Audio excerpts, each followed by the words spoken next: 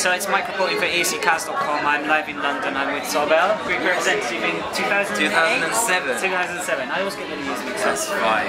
It's been a few years since you took part, 2007. Tell us, what have you been up to in those years? Well, I've been quite busy with producing new albums, touring, like over Greece, Cyprus, Africa, Australia, to the Greek community. So is that a big thing for you now, is producing rather than singing? Well, I always did it even in the early years, before Eurovision.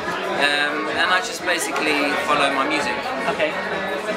Eurovision's changed a lot, even in the last few years. Yeah. How do you feel about that, and would you ever take part again?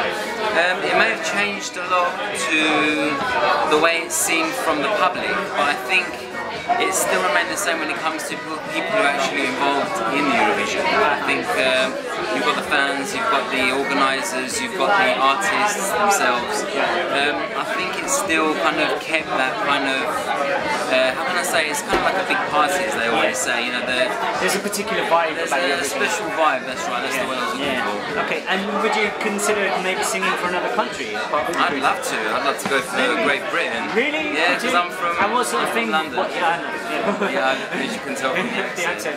But what sort of song would you sing? Would it be something similar to that? I'll be very honest with you. I've got a few secrets up my sleeve that I can't give away. You can't just dangle that like that. God willing, you'll find out one day. Okay, alright. You never know.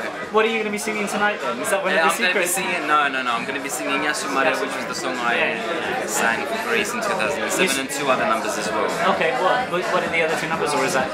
One's called Michika, and the other one's called Desperado. Cool.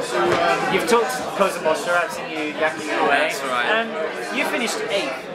What would 7. 7? Was it 7? Sorry, I'm not my researcher. It's always the number 7. My researcher needs chewing.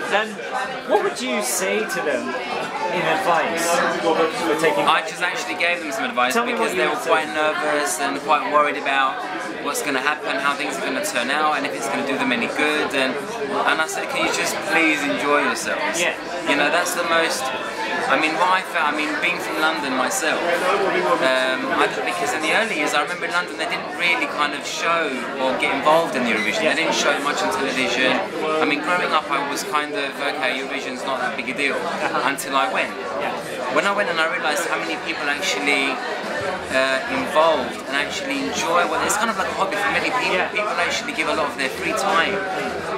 And I think it's something quite, how can I say, I think it's actually really, really nice.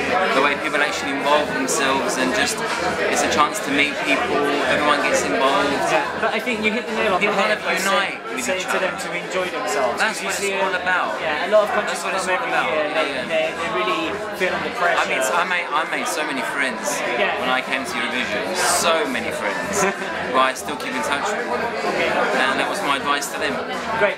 So, well, thanks for your time. Sorry, it was really quick, but I think we're being ushered out of the building as we speak. And we're looking forward to seeing you tonight on stage. Thank you very much. Thanks so much. Bye.